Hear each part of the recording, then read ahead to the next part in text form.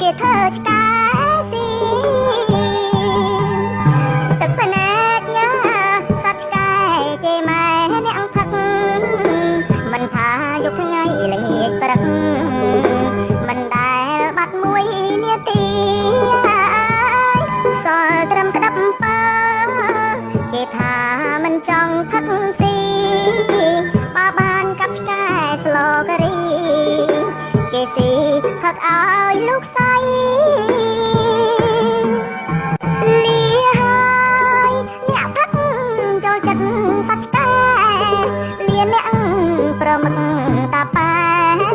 សូមផ្ដាំដល់ឆ្កែដទៃបើនៅជាមួយមនុស្ស